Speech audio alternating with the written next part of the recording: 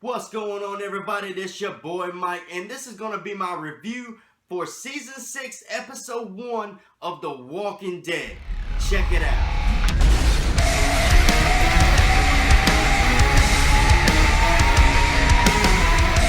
Now, there was a lot of awesomeness in this episode, so spoilers for anybody that has not seen it yet. By the time I release this video tomorrow, you should have seen it already. But just a lot of awesome stuff, man. We start off with, let's say, we'll call them the super pack, I guess. Big old just ocean of walkers, man. Like, it was insane. Probably the most we've ever seen on the show. So that was a pretty good opening, if you ask me. Now, a lot of people were confused about the black and white and the color, and whether or not the black and white was past and color is the future. Like, in my opinion, I want to look at it like this, because the black and white pretty much starts out, right where we left off in season 5. So the way I'm kind of taking it is the black and white is present, and the color is what's going to be happening later on that we're going to see. And I kind of think, we're seeing glimpses of, what's going to really happen at the end, because because a lot of people were pretty disappointed in the episode, because we were left with a lot of what the fucks, pretty much, you know what I mean? And they didn't explain anything, which I don't really think that makes it a bad episode. There was a lot of character building in this episode, but I do think that a lot of people were expecting more. And by more, I don't mean like more walkers, because there ain't no way in hell, which a lot of those walkers were duplicates. They use a very expensive, very technical software to duplicate. It's called Crowd Duplicator, and it pretty much duplicates a lot of everyone, and a lot of those is just fill-ins as well, you know what I mean? So but I'm sure there's a lot of people in there too now, don't get me wrong. They used a lot of people, but they definitely used a Crowd Duplicator. But that scene, man, when they pushed the truck down, was awesome. Just the whole feel of the scene really had me hooked into the episode.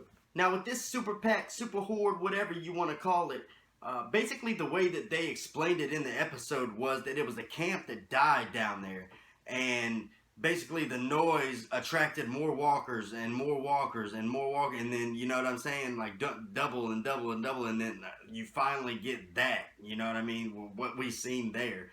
So it was pretty crazy. Now, we do know at some point, I want to say it's before the mid-season finale, we will get an episode of nothing but a flashback of a particular character. Now, I want to think that that's Morgan. We're gonna see how Morgan, because he told Rick, when him and Rick were standing there talking, that he learned it from a friend, and he said it was after Clear. So yeah, I'm pretty sure that that's the backstory we're going to see is Morgan's. At least I hope so. We see Elena wake up, and then like Eugene standing over her smiling, just like real eerie smile. She tries to pull it off with a comic relief, talking about, I'm glad nothing happened to your hair. It was funny, and there was a lot of comic relief in this episode, really. Well, not a lot, but Heath is another one I think they tried to do that with. Just after meeting Heath for the first time, and I was really wondering how that actor was going to play Heath, because I know he also played Dr. Dre in that Straight Outta Compton movie. So, and I haven't seen that one yet. So I was really curious, and I mean, he looks dead on, Heath, man. And when him and Eugene were standing on opposite sides of the gate, and they were doing a little comic back and forth, and just trying to play a little lightning tone, if you will. I really like Heath. I really, really like Heath, and I think he's gonna be a really good character that we should see for a while. Just to touch on a little bit of Ron, Rick saved him from going off a cliff, but then Rick kind of, I don't want to say overstepped his boundaries with him, but he really shouldn't have. He should have just saved him and just backed off. Rick, look, you can't save everybody, bro. It's just like what his mama told Rick when they were in that room talking. She pretty much said that he don't hear Rick. Like, so there ain't shit really Rick can tell him. I mean, because, Rick killed his dad. You know what I mean? And the kid, is mad. He'll probably become Walker Bay, so it really don't matter anyway. I want to talk about Carter for a second. Now, Rick was taking a chance, see if they could fight off them walkers by themselves, and they ended up couldn't do it. And Morgan, like, did you see how fast Morgan moved in there? Like, he was like, before Rick even said Morgan was gone. You know what I'm saying, to get in there. But they couldn't do that. And at that point, you know, just the look on his face right there, like, I ain't even gonna lie, I knew he was walker bait. That look right there, I knew it. I knew it. That's the look of death, dog. This dude ended up getting half his face bitten off by a walker that's behind a tree, for God's sakes, and then starts screaming like a little girl, like really loud and high pitched. And Rick ends up having to just take a knife to him, man. He's done. He's done at that point. I just want to throw this in there real quick. At the premiere, when they was introducing all the characters, Seth Gilliam came out, you know, and they booed the shit out of him, man. But I will say this: nobody likes Father Gabriel. Even Rick, you know, when they was in there talking about, you know, who's gonna volunteer, who's not, whatnot, and Gabriel's like, oh well, and then, like, before he could even get it out of his mouth, Rick was like, no. So, you know, ain't nobody likes Father Gabriel, you know, the fans. But here's my take on that.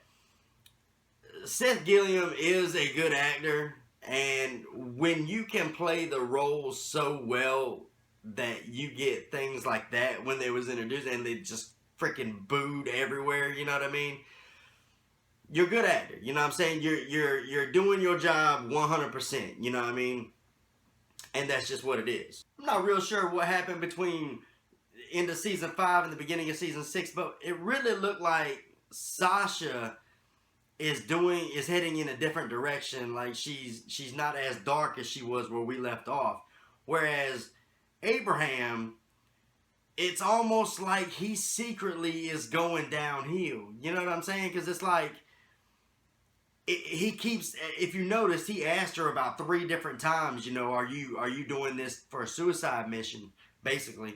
And she kept telling him no, but it almost makes you feel, especially when he jumped out the car and went running through the woods trying to get the walkers back on track, and then jumped back in the car, and he was like, oh, you know, just making jokes about it and shit. But it almost feels to me like Abraham is kind of sliding, doing that downward slope. I hope he's not, but that's just what it feels like to me. Nick is another subject altogether, because this guy, like, we all wanted him dead. At the end of season 5, everybody wanted him dead. And a part of me still does, and I'm not going to say his actions in this episode redeemed him, but I will say that I'm to a point to where I would start letting him do, like, little stuff, you know what I mean? Just to kind of prove his worth now. But it seems like he's headed in a better direction, and hopefully he keeps that going. I want to say that in the comics he was a problem in the beginning too, and then he came around. So maybe that's just kind of what they were doing with him. I love that part with Morgan and Carol when they were standing there, and he's like, you know, how long you been with Rick? And she's since Atlanta, and oh, you used to be a police officer? Why would you say that? You just got this look about you. You're always paying attention or whatnot. Like, I love that part right there. And you're so sweet, you know what I mean? That was pretty cool part. I really enjoyed that little character moment right there. And there were a lot of questions that were unanswered, like why they were leading the Super PAC, you know, where they were leading them to, what was the deal really with the balloons. We never really got official answers for that, but I think it's all going to come to hit. Like I said, I think the color parts is kind of in the future and what we're going to see leading up until the mid-season finale. But we got, you know, Daryl leading them off in front with his motorcycle. And then all of a sudden, you know, they're following Daryl, and out of nowhere, we got this big blowhorn. Now, there's been a lot, and it basically just spreads them out, you know. So whatever chance that they had to lead them wherever they were going to lead them just got jacked up because somebody blowing a big ass blowhorn. There has been a lot of speculation saying that that's the wolves. Like, the wolves has been watching them the whole time they've been moving the walkers and everything, and now that they see that they're away from Alexandria, they came in with another 18-wheeler and is blowing the horn, because where the horn sound is coming from is right there at Alexandria, and that's where the Super PAC is going now. And they're not just going there now, they're going there spread out, so it's even worse. So, you know, there's a lot of speculation saying that that's the Wolves right at the gates of Alexandria. Personally, I don't think we're going to find out who's blowing that horn until at least the 4th, 5th episode maybe. I think that they're going to carry it on like that, honestly. And before you say anything, I know that the show is going a little bit different direction than the comic series, but if you want to kind of sort of keep up with what's going on in this time frame that we're looking at on the TV show, you can read No Way Out story arc from the comics. Now that pretty much sums up what we're going to see, and you know, not exactly what we're going to see. Obviously, they're not going to do it the same way, they never have, but it'll give you a better understanding of kind of what the outcome is going to be initially. Overall, I love the episode. You know, I think some questions should have been answered a little bit better. Gimple, hello. But overall, it was a great episode. I can't say I give it about an 8 point. No, I get a 9. I'll give this episode a 9.0 rating. I thought it was that good after watching it again. If you want to check out my season finale review for Fear the Walking Dead, you can click right there. Top 5 fails for Fear the Walking Dead by Forbes. You can click right there. And love you guys. Nerdfeed.com, Dead to Zombies. Give the video a like. And let me know your thoughts in the comment section below. Let me know who you think is blowing that horn. Love you guys. You guys rock. Better run, here we come. It's the Day of the Dead.